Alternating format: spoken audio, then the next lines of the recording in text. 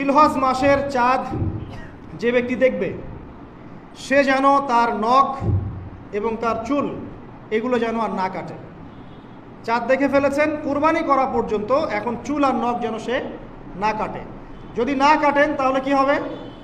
আপনি একটা পূর্ণাঙ্গ কুরবানির নেকি পাবেন ইনশাআল্লাহ। আর একটা কুরবানির নেকি কি জানেন?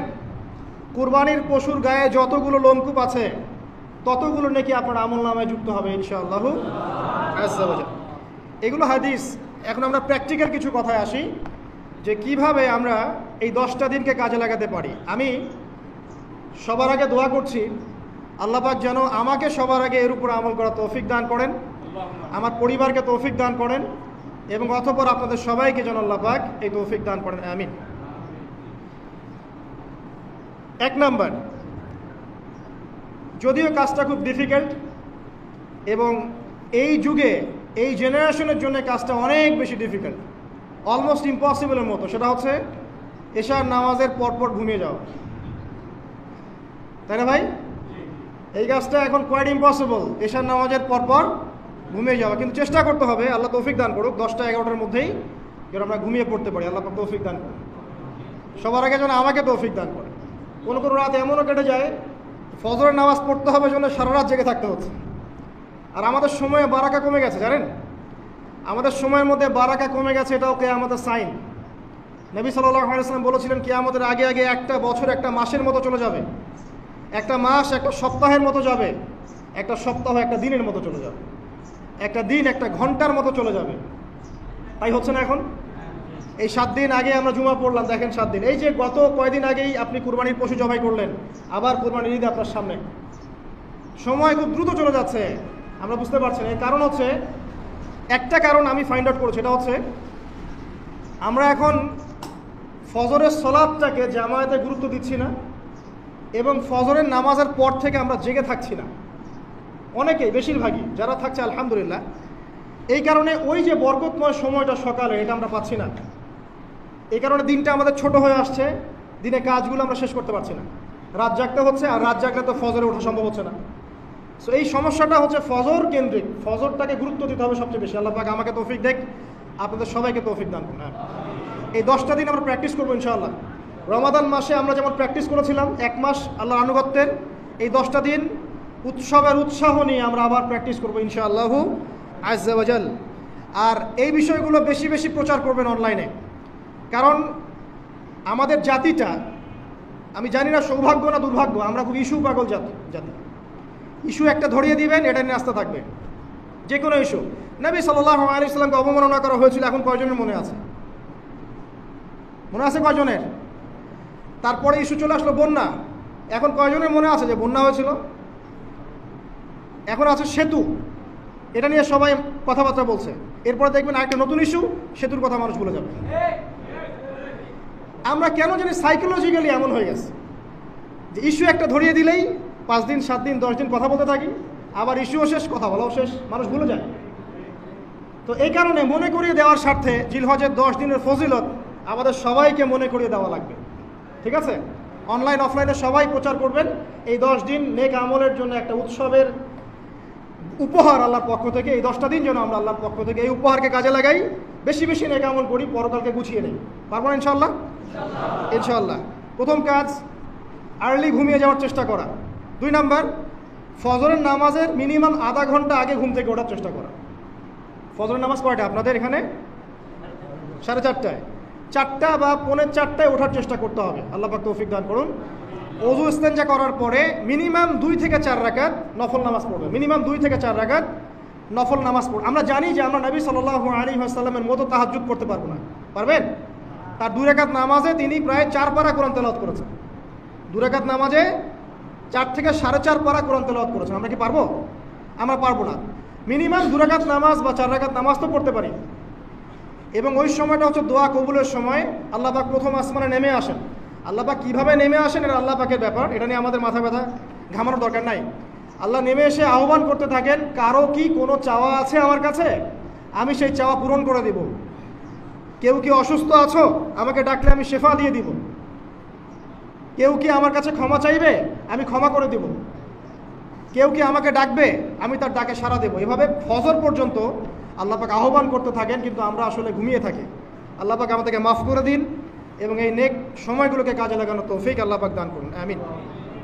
এরপরে আমরা চলে আসবো ইনশাআল্লাহ ফজর জামাতে, এবং নামাজের বাহ্যিক মাসআলাগুলোকে নিয়ে বেশি বাড়াবাড়ি করবেন না, অভ্যন্তরীণ বিষয় নিয়ে ফোকাস করুন।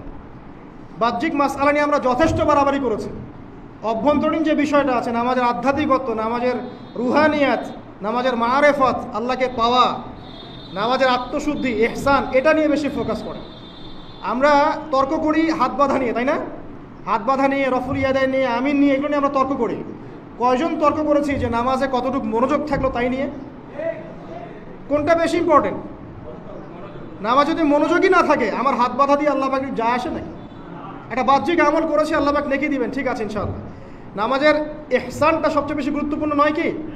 ফাওয়াইলুল লিল মুসাল্লিন আল্লাযীনা হুম আন সালাতিহিম সাহুন, যারা নামাজ সম্পর্কে উদাসীন। তো নামাজে দাঁড়িয়ে যদি আমি সারা দুনিয়ার বিষয় চিন্তা করতে শুরু করি, তাহলে আমার হাত কোথায় বাঁধলাম এটা কি আল্লাহ পাক দেখবেন? আল্লাহ পাক আমাদেরকে বোঝার তৌফিক দান করুন যে মূল বিষয় কোনটা সেটা নিয়ে ফোকাস করি। আমরা মুসলিমরা জাতি হিসাবে এখন মূল বিষয়গুলোকে বাদ দিয়ে গৌণ বিষয় নিয়ে বেশি ফোকাস করি। এটা আমাদের অধঃপতনের অন্যতম একটা কারণ। আল্লাহ পাক আমাদেরকে বোঝার তৌফিক দান করুন, আমিন। জামাতে নামাজ পড়ার পরে আপনারা চলে যাবেন না হুট করে, এখানে বসে থাকবেন। বসে বসে তাসবিহ তাহলিল করবেন, জিকির আজকার করবেন। খুব কমন তাসবিহ আছে কিছু। আয়াতুল কুরসি পড়বেন একবার, সূরা ফালাক, ইখলাস, নাস 3 বার করে পড়বেন। তারপরে আল্লাহুম্মা আনতাস সালাম ওয়া মিনকাস সালাম তাবারাকতা ইয়া যাল জালালি ওয়াল ইকরাম পড়বেন। আল্লাহুম্মা আইনি আলা যিকরিক ওয়া শুকরিকা ওয়া হুসনি ইবাদাতিক পড়বেন। আল্লাহুম্মা ইন্না নাসআলুকা ইলমান নাফিআন ওয়া আমালান মুতাকাব্বালান ওয়া রিজকান তাইয়্যিবা, এটা পড়বেন। দরুদ শরীফ পড়বেন 10 বার। তারপরে পড়বেন রাদিতু বিল্লাহি রাব্বান ওয়া বিল ইসলামি দীনান ওয়া বি মুহাম্মাদিন নাবিয়্যা 3 বার। হাসবি আল্লাহ লা ইলাহা ইল্লা হু আলাইহি তাওয়াক্কালতু ওয়া হুয়া রাব্বুল আরশিল আযীম 7 বার। সুবহানাল্লাহি ওয়া বিহামদিহি আদাদা খালকিহি ওয়া রিদা নাফসিহি ওয়া জিনাতা আরশিহি ওয়া মিদাদা কালিমাতিহি 3 বার। তারপরে আর অনেক আছে, বলতে গেলে আসলে সময় শেষ হয়ে যাবে। আমি একটা বইয়ের নাম বলে দিই, এই বইয়ের মধ্যে সব পাবেন, ঠিক আছে? বইটার নাম হচ্ছে হিসনুল মুসলিম। কি নাম? হিসনুল মুসলিম। অ্যাপসও আছে, পকেটে অ্যাপস রাখতে পারেন, পকেট সাইজ বই পাওয়া যায়, পকেটে রাখতে পারেন। নামাজের পরে খুলে খুলে পড়বেন। এগুলো করতে কি আপনাকে কেউ বাধা দিবে? এগুলো করলে কি আপনি সন্ত্রাসী হয়ে যাবেন, মৌলবাদী হয়ে যাবেন, জঙ্গি হয়ে যাবেন? এই আমলগুলো করবেন, ছাড়বেন না, ঠিক আছে? আমল ছাড়বেন না। আমল সেই জিন্দেহি বানতা হয়, একটা কথা আছে, আমল দিয়েই জীবন গঠিত হয়, জীবন গড়ে। আল্লাহ পাক তৌফিক ইনায়াত করুন। আরেকটা কথা বলি, ফজর নামাজের পরে চেষ্টা করেন আধা ঘন্টা থেকে 1 ঘন্টা কোরআন তেলাওয়াত করার জন্য। পারা যাবে ভাই ইনশাআল্লাহ? আবার বলছি, প্রত্যেক হরফে 10 নেকি পাবেন ইনশাআল্লাহ। কোরআন তেলাওয়াত করলে, অর্থ না বুঝেও যদি তেলাওয়াত করেন, প্রত্যেক হরফে 10 নেকি পাবেন ইনশাআল্লাহ। কিন্তু অর্থ না বুঝলে কোরআনের হক আদায় হয় না। আবারও বলছি, আমি যা বলেছি সেটা বলতে আমি দ্বিধা করছি না। আমি বলছি কোরআন তেলাওয়াত করলে প্রত্যেক হরফে আপনি 10 নেকি করে পাবেন। বোঝেন আর নাই বোঝেন, তাফসির বোঝেন আর নাই বোঝেন, অর্থ বোঝেন আর নাই বোঝেন, প্রত্যেক হরফে কি পাবেন? 10 নেকি পাবেন। কিন্তু অর্থ না বুঝলে, অনুধাবন না করলে কোরআন নাজিলের মূল হক আদায় হবে না। কোরআন নাজিল হয়েছে তাদাব্বুরের জন্য, গবেষণার জন্য, কোরআন কেন্দ্রিক জীবন গড়ার জন্য। যদি অর্থ না বোঝেন কেমন করে জীবন করবেন? আর যতটুকু বুঝবো আলহামদুলিল্লাহ, যেটা বুঝবো না ওলামায়ে কেরামের কাছে যাবো, জিজ্ঞাসা করবো, জেনে নিব, সিম্পল। আমি তো আর সব বুঝবো না, বুঝবো? আমি তো সব বুঝতে পারবো না, যেটা বুঝবো না আলেমদের কাছে জিজ্ঞাসা করে নেব। কোরআন তেলাওয়াত করুন। এরপর চলে আসেন, যদি পসিবল হয়, ফজরের পর জিকির আজকার করার পর তিলাওয়াত করলেন, এরপর চলে গেলেন, যাওয়ার আগে, মসজিদ থেকে যাওয়ার আগে আপনি অন্তত 2টা রাকাত এই ইশরাকের নামাজ পড়ুন। কিসের নামাজ? ইশরাক। নবীজি বলেছেন, কেউ যদি ফজরের নামাজ জামাতে পড়ে, তারপরে সালাম ফিরানোর পর ওই জায়গাতেই বসে থাকে এবং জিকির আজগার করতে থাকে, সুবহানাল্লাহ 100 বার পড়লো, আস্তাগফিরুল্লাহ 100 বার পড়লো, ঠিক আছে? লা ইলাহা ইল্লাল্লাহ ওয়াহদাহু লা শারীকা লাহ লাহুল মুলকু ওয়া লাহুল হামদু ওয়া হুয়া আলা কুল্লি শাইইন কাদির, এগুলো পড়লো। তারপরে ধরেন দরুদ শরীফ পড়লো ইত্যাদি। জিকির আজগার শেষ করে সূর্য উঠে যাওয়ার পরে সে যদি 2 রাকাত নামাজ পড়ে, মাত্র 2 রাকাত, সে ফিরে যাবে একটা কবুল হজ, একটা কবুল ওমরার নেকি নিয়ে ফিরবে ইনশাআল্লাহ। আরেকটা নামাজ আছে, যদি পসিবল হয় পড়তে পারেন, 8টা থেকে 10টার মধ্যে পড়ে ফেললে ভালো, এরপরে সূর্য উঠে যায়, সূর্য গরম হয়ে যায়। সেটা হলো আপনার এই চাষতের নামাজ, যেটাকে আমরা বলি সলাতুদ দুহা, চাষতের নামাজ। আমরা অনেকে রিজিকের সমস্যায় ভুগি না? দারিদ্রতা, রিজিকের সমস্যা, আমাদের অভাব, এই সমস্যা আছে না? চাষতের নামাজ যে ব্যক্তি নিয়মিত পড়বে তাকে 2টা ফজিলত দেওয়া হয়। কয়টা ফজিলত? চাষতের নামাজ যে ব্যক্তি নিয়মিত পড়ে তার 2টা স্পেশাল ফজিলত। এক, তাকে দ্বীনের জ্ঞান দেওয়া হবে, ইলম মুখস্থ ক্ষমতা দেওয়া হবে। আপনি হিফজ ক্ষমতা বেড়ে যাবে, কোরআন সুন্নাহ মুখস্থ রাখতে পারবেন ভালো ইনশাআল্লাহ, আল্লাহর পক্ষ থেকে বুঝ দেওয়া হবে। আরেকটা হচ্ছে আপনার দারিদ্রতা আল্লাহ পাক দূর করে দেবেন। এগুলো পরীক্ষিত আমল ভাই, এগুলো গাল গল্প বলছি না, এগুলো পরীক্ষিত। আরেকটা আছে, সূরা ওয়াকিয়া রাতে তেলাওয়াত করেন, সূরা ইযা ওয়াকাআতিল ওয়াকিয়া লাইসা লিওয়াকাআতিহা কাযিবা, এই সূরাটা আপনি তেলাওয়াত করেন, দেখবেন দারিদ্রতা চলে যাবে ইনশাআল্লাহ আযজা ওয়া জাল্লা, চলে যাবেই ইনশাআল্লাহ। এবার আসুন কোরআন তেলাওয়াত নিয়ে 2টা কথা বলে দিই। কিছু কিছু সূরার কিছু কিছু অংশ মুখস্থ করে ফেলার চেষ্টা করুন। প্রত্যেক দিন এই অংশটুকু আপনি নিজে তেলাওয়াত করবেন।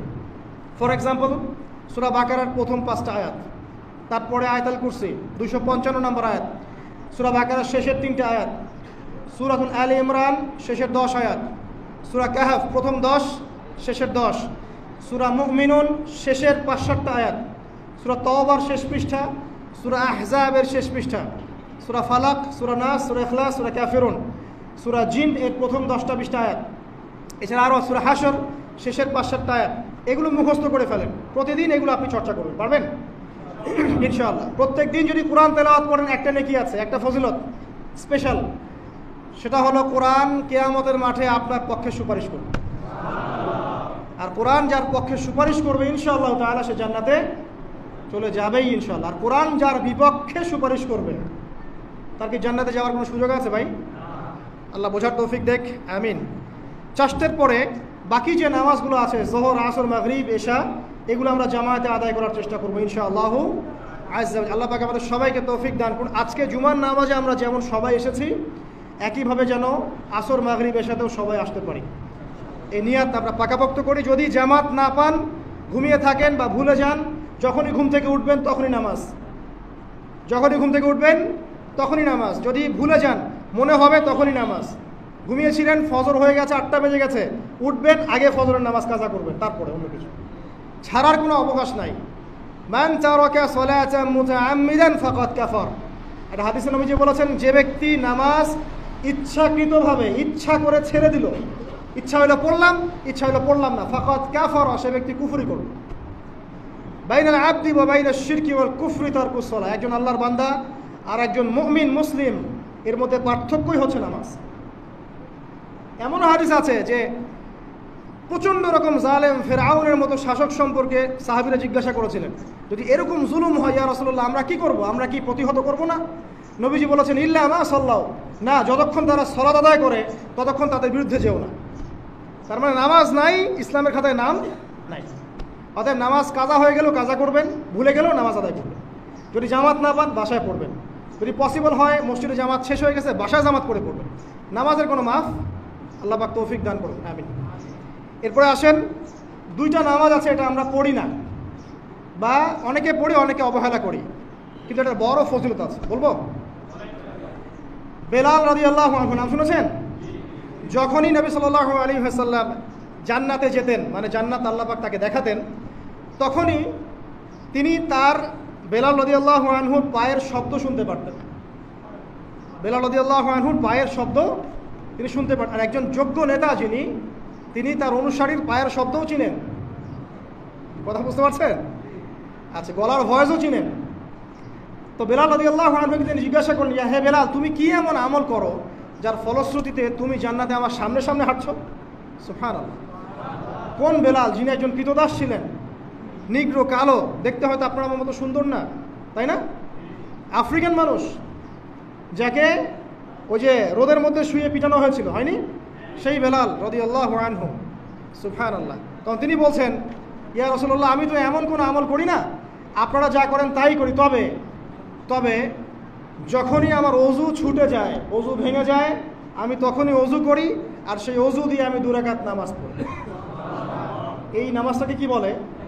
তাহিয়াতুল ওযু। এই তাহিয়াতুল ওযুটা আমরা আদায় করার চেষ্টা করবো, আল্লাহ পাক তৌফিক দান করুন। আরেকটা আছে তাহিয়াতুল মসজিদ। দেখবেন অনেকেই মসজিদে আসি আমরা ধাপ করে বসে পড়ি, তাই না?